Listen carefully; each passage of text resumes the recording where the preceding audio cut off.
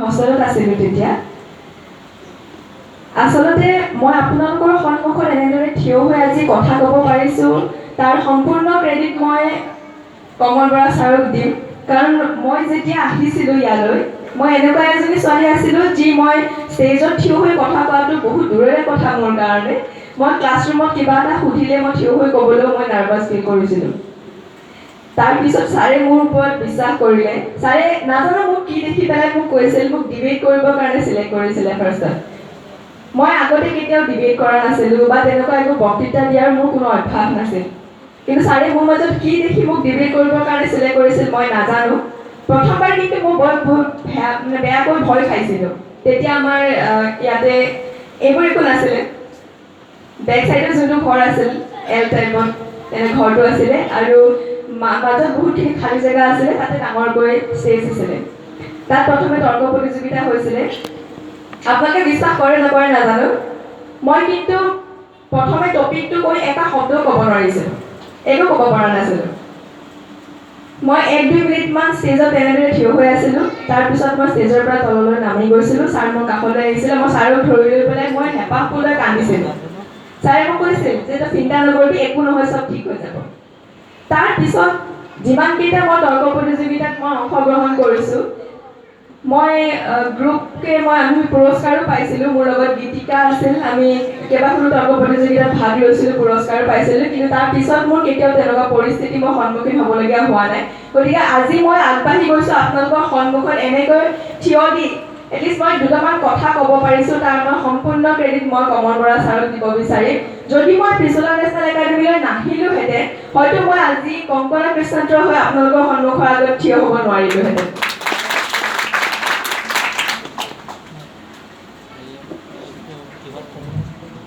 আৰু বহুত কিবা কিবি অভিজ্ঞতা মই আপোনালোকৰ লগত শ্বেয়াৰ কৰিবলগীয়া আছে, কিন্তু তপন দাই বোলে মোক কিবা কথা সোধে। সুধিব লাগিব আৰু ভাষণ নহ'ল আৰু বহুত তেতিয়া কথাটো হ'ল এনেকুৱা ধৰণৰ। মোৰ ক্ষেত্ৰতো সেই ক'ব লাগিব যে ইয়াত সোমোৱাৰ আগৰ পৰাই কলেজ PMলৈ অহাৰ আগৰ পৰাই নাটকত খুব ধান্দা আছিল। খুব প্ৰথম ভাবিছিলোঁ অভিনেতা হ'ম আৰু তাৰপিছত অভিনেতা গ'ল, তাৰপিছত আহিলে সাংবাদিক। সাংবাদিক কিন্তু সেই তেতিয়াই দেই, আমি মনত আছে মোৰ শিশুবাণী বুলি আমি এখন পেপাৰ ওলাইছিলে, আমি তাত খুব লিখিছিলোঁ। মই তেতিয়া নাটকৰ ভূতটা সোমাই আছিলোঁ। মই তেতিয়া কি কৰোঁ, যেতিয়া ভাইমা থিয়েটাৰ আহে তেতিয়া জুন এক্টৰ থাকে, তাৰপিছত পাই যাওঁ কেইজনৰ ওচৰত তেখেতৰ ইণ্টাৰভিউ কৰোঁ। তেনেকৈ দিছিলোঁ খুব। সেই তেতিয়াৰ পৰা সেই ভূতটো সোমালে সাংবাদিক হ'ব লাগে আৰু বাৰু যি কি নহওক হ'লো জনপ্ৰিয় মানুহ হ'ল তেতিয়া বাৰু সেইটো বেলেগ কথা। প্ৰথম কোৱাচোন যে এই যে অভিনয় জগতখনলৈ আহিলা, ভাবিছিলা নে ইয়াত আহিম বুলি কেতিয়াবা? মই কিন্তু ভাবিছিলোঁ দেই, মই এইটোৱে হ'ম বুলি ভাবিছোঁ। মই ডক্টৰ ইঞ্জিনিয়াৰ একো হোৱা নাই। মোৰ মা বহি আছে মোৰ সন্মুখত, মই মিছা কথা ক'লে কিটো হ'ব। মই সৰুৰ পৰা মোৰ এনেকুৱা আছিলে যে ষ্টেপ বাই ষ্টেপ মোৰ এম ই লাইফটো চেঞ্জ হৈ থাকে। মই এটা সময়ত বেলেগ কিবা এটা হ'ব বিচাৰোঁ, আৰু অকণমান ডাঙৰ হ'লে বেলেগ কিবা এটা হ'বলৈ মন যায়। এতিয়াও যেতিয়া মই অভিনয় জগতখনত প্ৰথম মই খোজ পেলাইছিলোঁ, মই যেতিয়া প্ৰথম চিৰিয়েলখনৰ কাৰণে অডিশ্যন দিবলৈ গৈছিলোঁ, সেইদিনাখন মই ৰুমত এনেই বহি আছিলোঁ। মোৰ ক্লাছ নাছিল সেইদিনা, মই BA কৰি আছিলোঁ তেতিয়া, ছেকেণ্ড ইয়েৰ। মই সেইদিনা ৰুমত এনেই বহি আছোঁ, মোৰ ক্লাছ নাছিল। মোৰ দাদা এজনে প্ৰথমতে বেনাৰখন পঠালে। পঠোৱাৰ পিছত মই অকণমান সময় চালোঁ বেনাৰখন, চাই পেলাই ভাবিলোঁ যাওঁ নেকি। তো ভাবিলোঁ কিবা সুধিব গম নাপাওঁ, আগতে একো দিও পোৱা নাই, লাজ পাম বা। তাৰ পৰা বহুত দেৰি চিন্তা কৰি পেলাই ভাবিলোঁ গৈ চাওঁ, পালে পাম, নাপালে নাই, মইনো কি কৰিম। তাৰ পৰা গ'লোঁ। তাত গৈ পেলাই পাইছোঁগৈ প্ৰথমে 500-600 মান ল'ৰা ছোৱালী বহি আছে। এজন মানুহে ৰেজিষ্টাৰ এখন লৈ পেলাই নাম লিখি আছে। মই গ'লোঁ, মোৰ নামটো আছিলে 365 নম্বৰ। 2 দিন হৈছিলে অডিশ্যন, 365 নম্বৰ। সেইদিনাখন মই 10টামান বজাত পাইছোঁগৈ।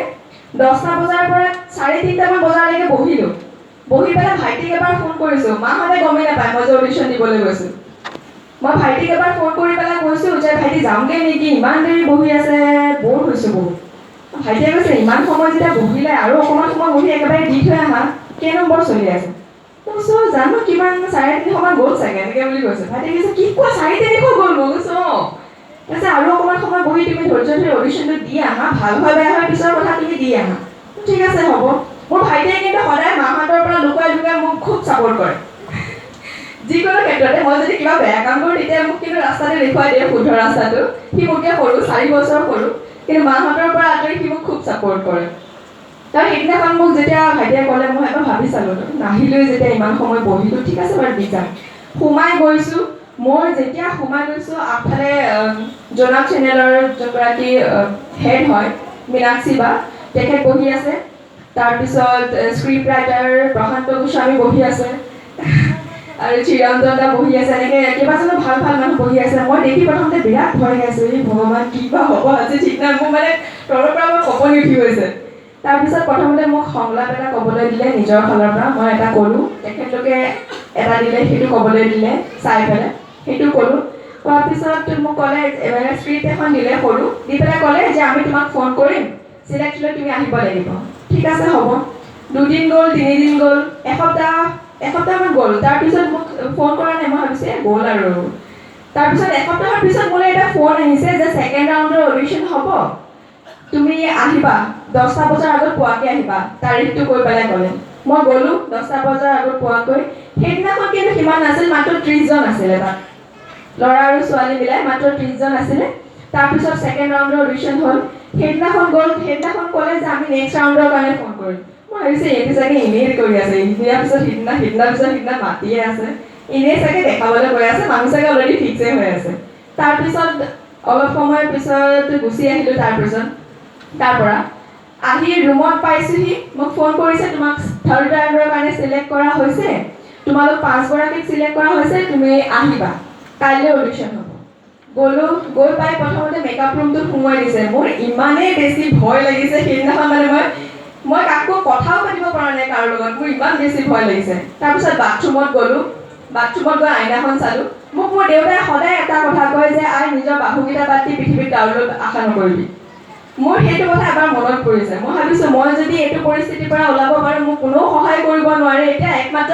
মইহে নিজক সহায় কৰিব পাৰিম গতিকে মই নিজক একবাৰ ভালদৰে চাই পেলাই মই ভাবিলোঁ ছাৰ আপোনালৈ মোৰ মনত পৰিছে দেই সেইদিনাখন মই ভাবিছোঁ মই তেতিয়াতো কান্দি পেলাই ষ্টেজৰ পৰা নামি আহিছিলোঁ কিন্তু তাৰ পিছততো মোৰ ষ্টেজত উঠোঁতে সেই ভয়টো মোৰ মনত নাই গতিকে মই কিয় নোৱাৰিম মই 2টা ৰাউণ্ড মই অলৰেডি দিলোঁৱেই ইমানখিনি মানুহ আছিলে তাৰ পিছত মই 3 নম্বৰ ৰাউণ্ডটোলৈ চিলেক্ট কৰিছোঁ যেতিয়া কিবা এটা চাগে মোৰ মাজত আছে সেইটো কাৰণে মোক বিচাৰিছে 3 নম্বৰ ৰাউণ্ডটোৰ কাৰণে তাৰপিছত গৈ পেলাই অডিশ্যন দিলোঁ অডিশ্যন দিয়াৰ 2 দিনৰ পিছত মোক ফোন কৰিছে যে তোমাক আমি মুখ্য যোনটো চৰিত্ৰ মোৰ নায়িকাৰ যোনটো চৰিত্ৰ দীক্ষা বুলি আছিলে কেৰেক্টাৰটো সেইটো কেৰেক্টাৰৰ কাৰণে আমি চিলেক্ট কৰিছোঁ আমি গম পোৱা মতে তুমি BA কৰি আছা তুমি আমাক সময় দিব পাৰিবা নাই এনেকৈ সুধিছে মই কি ক'ম কি নক'ম মই সেইদিনাহে ফোন কৰি মাক কৈছোঁ যে মা এনেকুৱা কথা মই কি কৰোঁ মায়ে মোক ক'লে যে যদি তুমি মেনেজ কৰিব পাৰা তেতিয়াহ'লে তুমি কৰা আমাৰ ক'ব লগা কথা একো নাই তেনেকৈ আৰু সেইটো ভাল খবৰ লগে লগে আৰু এটা ভাল খবৰ আছে সৰু পৰ্দাৰ পৰা বিগ স্ক্ৰীনলৈ গৈ আছে খুব সোনকালে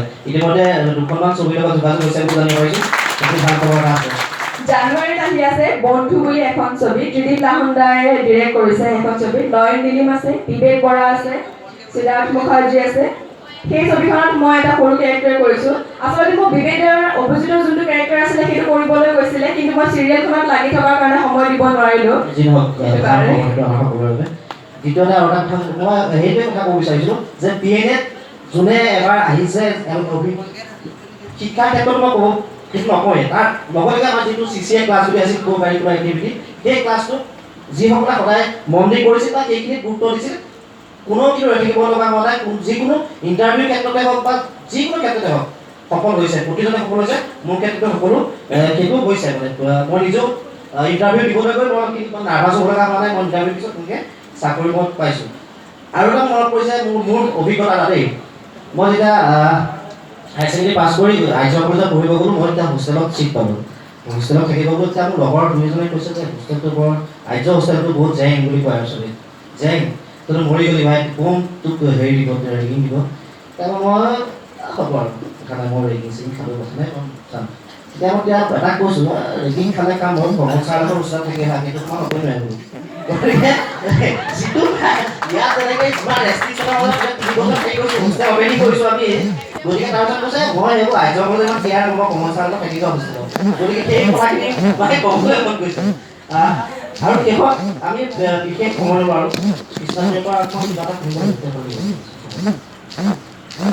মই ইয়াৰ আগতে কিবা এটা কৰাৰ আগতে আৰু এটা কথা মই কওঁ সিদিনাখন মই প্ৰস্তুতি পৰাশৰক লগ পাইছিলোঁ নাগৰিকত্ব সংশোধনী বিধেয়কৰ সময় এইটো যিখিনি সময়ত হুলস্থুল লাগি আছিলে সেইটো সময়ত ফ্ৰেটাৰ্নিটি ফালৰ পৰা এটা টীম গৈছিলে। তাত যেতিয়া গৈছিলোঁ তেতিয়া প্ৰস্তুতি পৰাশক লগ পাইছিলোঁ। বাক লগ পাওঁতে মই কৈছিলোঁ যে প্ৰস্তুতি বা মই আপোনাক আগতে লগ পাইছোঁ। বাৰ বোলে এবাৰ এনেকৈ চাবলৈ কৈছোঁ, মোৰ কিন্তু মনত পৰা নাই। মই কৈছোঁ আপোনাক ক'ৰ পৰা মনত পৰিব, মই তেতিয়া ইমান কণি আছিলোঁ। বায়ে কৈছে কেতিয়া বাৰু? মই কৈছোঁ 2008 আপুনি আমাৰ স্কুললৈ গৈছিল আৰু কোন জেগাত বুলি ক'লে? মই কৈছোঁ নাৰায়ণপুৰত। আপোনাৰ চাগে থিয়েটাৰ চলি আছিলে তেতিয়া, আপুনি আমাৰ স্কুললৈ আহিছিলে, আপুনি চি গ্ৰীণ কালাৰ শাৰী এখন পিন্ধি আহিছিলে, মোৰ সেইটো মনত আছে। তাৰপিছত অকণমান সময় চাই পেলাই কৈছে দীঘলকৈ যে পদূলিটো আছিল স্কুলখন সেইখন নেকি বাৰু? মই কৈছোঁ হয় হয়। ল'ৰা ছোৱালীখিনি ইমান ভাল লাগিছিলে, ইমান ডিচিপ্লিন, ইমান ভালকৈ আদৰিছিলে। তাৰপৰা মই ক'লোঁ মই তেতিয়া কিন্তু বহুত সৰু আছিলোঁ। মোলৈ এবাৰ এনেকৈ চাবলৈ কৈছে এইটো এতিয়াও বহুত সৰু দে। আচলতে ইমান দিন হৈ গ'ল, 2008তে আহিছিল, কিন্তু আজিও আমাৰ এই বিদ্যালয়খন মনত ৰাখিছে। আৰু মই আশা কৰোঁ আমাৰ ইয়ালৈ অহা প্ৰত্যেকগৰাকী অতিথিয়ে যাতে তোমালোকক তেনেদৰে আগলৈও মনত ৰাখে। আমাৰ ইয়াত জগৰাম ছাৰে আগতে কৈ গৈছে, হাজৰিকা ছাৰে কৈ গৈছে যে কোৱান্টিটিৰ ওপৰত গুৰুত্ব দিয়া নহয়, কোৱালিটিৰ ওপৰত গুৰুত্ব দিয়া হয়। তোমালোক কেইজন আছা সেইটো মেটাৰ নকৰে, কিন্তু এটা কথা তোমালোকে মন কৰিবা, তোমালোকৰ ওপৰতে বিদ্যালয়খনৰ ভৱিষ্যতটো নিৰ্ভৰ কৰে। গতিকে তোমালোক কমেই থাকা বা সৰহকৈ থাকা, তোমালোকে যদি নিজৰ কৰ্তব্যখিনি তোমালোকে 100% দি কৰি যোৱা, তেতিয়াহ'লে PNA ভাৰতবৰ্ষত জিলিকি উঠিবলৈ মই ভাবোঁ বেছি সময় নালাগিব। আৰু এটা কথা মোৰ ফালৰ পৰা মই কওঁ, মই মোৰ দেউতাক বহুত ফ'ল' কৰোঁ, দেউতাৰ বহুত কথাই মই মানো, আৰু দেউতাই মোক সদায় কৈ যায় যে যি কামেই কৰক ভালকৈ কৰিবি। মানুহ পানী বটল বেচিলেও কোটিপতি হয়, বিছলেৰী মালিক কি আজি কোটিপতি নহয় নেকি? সদায় মোক দেউতাই সেইটো কথা কয়। তোমালোককো মই সেইটো কথা কৈছোঁ যে তোমালোকে যিকোনো প্ৰফেশ্যন, তোমালোকে য'ত যাবলৈ মন যায় তোমালোকে সেইটোৱে কৰা। ডক্টৰ হোৱা, ইঞ্জিনিয়াৰ হোৱা, তোমালোকে প্ৰফেচৰ হোৱা, বা তোমালোকে এক্টিং লাইনত আহা, বা যিকোনো লাইনত তোমালোকৰ মনে যেনেকুৱা লাইনত পচন্দ কৰে তোমালোকে তেনেকুৱা লাইনতে যোৱা, কিন্তু নিজৰ 100% দিবা। যদি তোমালোকে নিজৰ 100% নিদিয়া তেতিয়াহ'লে তোমালোকে কোনো লাইনতে সফল হ'ব নোৱাৰিবা। আত্মবিশ্বাস ৰাখিবা আৰু নিজৰ 100% দিবা, তোমালোক এদিন নহয় এদিন সফল হ'বাই। ধন্যবাদ। আৰু বেছি সময় নলওঁ, বটাটো মোক ক'ৰবাত পোৱাই নাই নেকি? ডাইলগ এটা কওক না।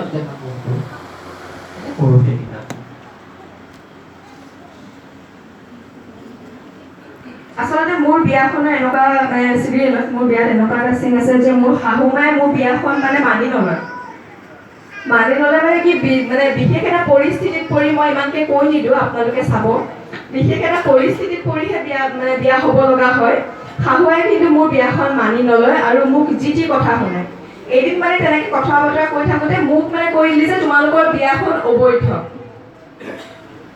তেতিয়া মই মোৰ শাহুৱাইক কওঁ আৰু মোৰ নিজৰ যোনগৰাকী মা দেউতা আছে চিৰিয়েলত, তেখেতলোকৰ প্ৰতি তেওঁৰ মনত জেদ এটা আছে। সেই জেদটো যোনে যোনে চাইছে তেখেতলোকে গম পাইছে। সেই জেদ এটা আছে, সেই জেদটো এৰি নিদিয়ে, আৰু সেই জেদটোৰ কাৰণে মোকো ভাল নাপায় আৰু আমাৰ বিয়াখনো মানি নলয়। তাৰপিছত মই তেখেতক এটা ডাইলগ দিওঁ তেতিয়া, মা আপুনি আপোনাৰ মনত থকা জেদটো এৰিলেও এৰিব আৰু নেৰিলেও। আপুনি মোৰ মা দেউতাক ক্ষমা কৰিলেও কৰিব, এইটো নকৰিলেও নাই। কিন্তু মই আপোনাক মোৰ আৰু ৰাজৰ বিয়াখনক অবৈধ বুলি ক'বলৈ অধিকাৰ দিয়া নাই। মই মোৰ শিৰৰ সেন্দুৰখিনি অপমান কৰিবলৈ আপোনাক নিদিওঁ আৰু মই দিয়া নাই। গতিকে যি কথা কয় এবাৰ ভাবি চিন্তি ক'ব। ধন্যবাদ। বন্দনা, আমি বঁটা বিতৰণী অনুষ্ঠানলৈ আগবাঢ়ি যাম। তাৰ পূৰ্বে আমি এটা জিকি আছে PNA ছাত্ৰীসকলৰ ফালৰ পৰা